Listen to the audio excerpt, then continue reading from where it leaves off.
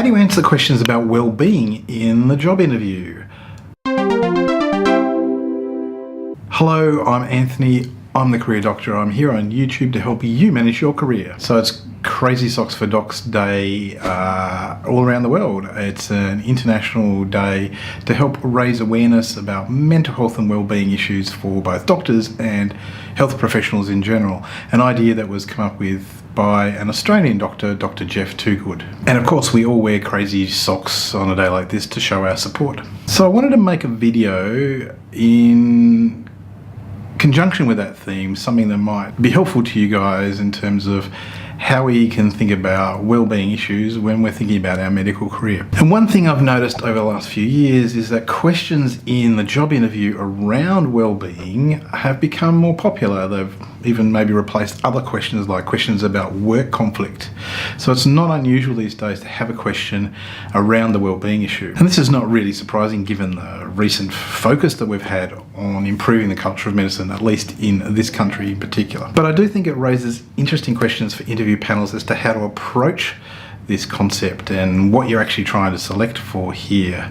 Because some of the questions that I've heard and seen kind of run a risk of being seen to perpetuate the bad bits of the medical culture that we're trying to move on from or change, and kind of put the focus back on the individual doctor to demonstrate skills and capabilities that suggest that they can cope with a system that needs changing, rather than looking for skills and capabilities that shows that the doctor themselves can contribute to an improvement in the system. So for example, a question along the lines of, this is a really demanding training program, how do you cope with stress, is not a really great question in my book. It's basically saying, we've set up a tough process, can you demonstrate skills and capabilities that show that you can cope with that tough process? And by the way, we're not going to consider that we might actually need to make accommodation or changes to our tough process in order to be more flexible and adaptable and actually think about adjusting our program to incorporate a broader range of doctors. So basically, please stop asking these sort of questions because they really irritate me.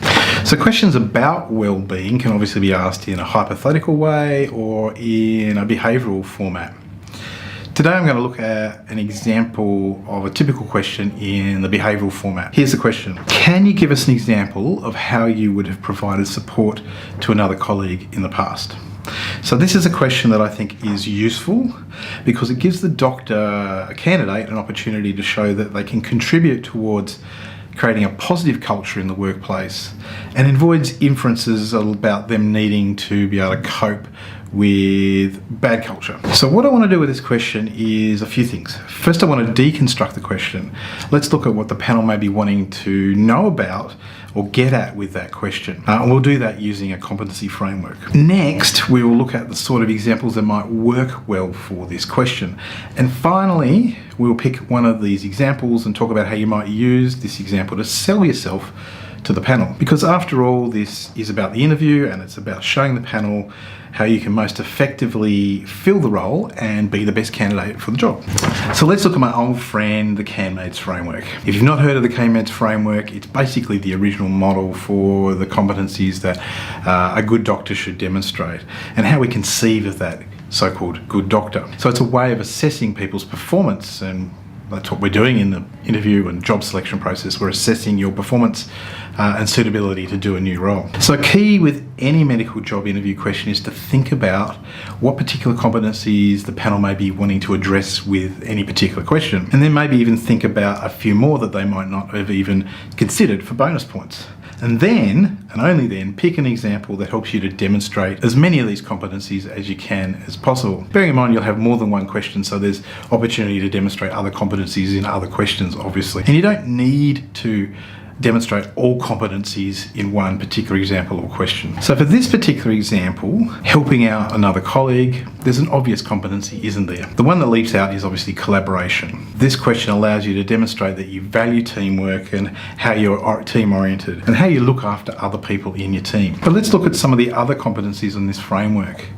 So what other competencies might be relevant? Well, communication is going to be a key issue here, isn't it? Because you're going to have to talk to your colleague at least and find out why they need support or what they needed help with. And it may well be that after that particular conversation with the colleague, you had to go and talk to other people as well. So using high quality communication skills is going to be pretty important. Leadership is probably also going to be a factor, particularly if it's a situation where you might have been supporting someone that you have responsibility for in the team. Say, for example, you're a registrar and you're looking after an intern or a resident. But less obvious might be the fact that in some of these sort of supporting another colleague situations, you might have to intervene and show some informal leadership, for example, by having a talk to another doctor who might be acting in a way that's upsetting the first colleague. What may be less obvious is how things like medical expertise, scholarship, or health advocacy might be demonstrated. However, if you think about it more deeply, you can see how these might also come into play.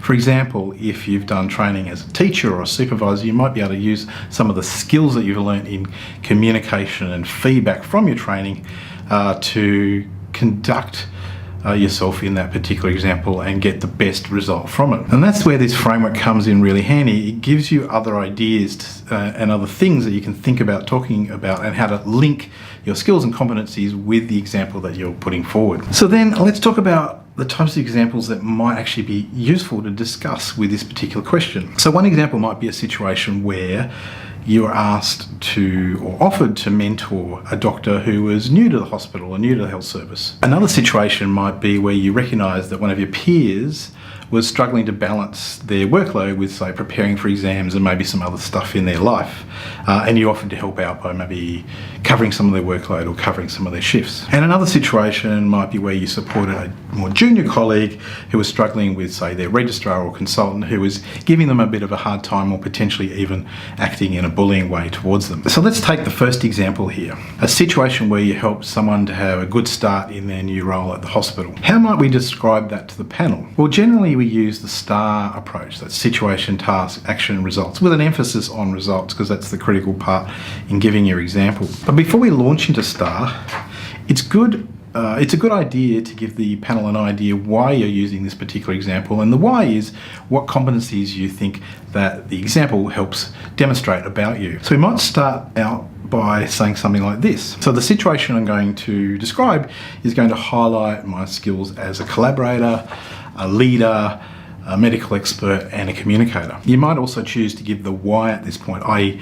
why you're giving this particular example. You may say something like this. From a well-being perspective, I think it's really important to ensure that when someone is new in their role, that they're given a bit of a hand so they can get an effective start in their job. And then you go into the start. So the situation I'm going to describe is one where I was asked by my director of training to mentor a new trainee to the hospital. My director asked me to do this because it was recognised that I was performing effectively as a trainee myself. That's the medical expert, in case you're wondering. And I'd also received good feedback about my teamwork skills and my contribution towards teams. So to describe my task in more detail, I was asked to help a new trainee have a good start to their own new job. So in terms of my actions, what I decided to do first is determine what success should look like. I felt that success would be effectively measured if my new colleague reported to me that they were comfortable with their new role within about 4 weeks.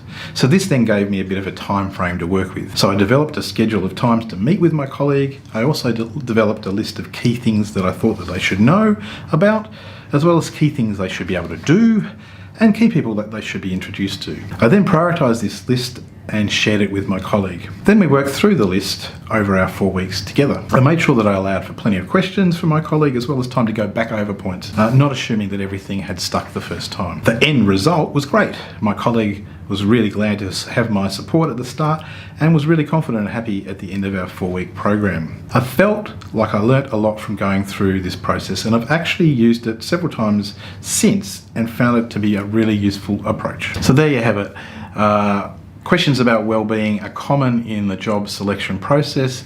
There's a framework, actually 2 frameworks, and an approach that you can use to come up with a good example that demonstrates your skills as someone who supports well-being in colleagues in the hospital and health service. As always, if you enjoyed this video, please leave me a like and maybe a comment in the description below. If you're enjoying more than one, subscribe and turn on notifications, and I will see you in the next video.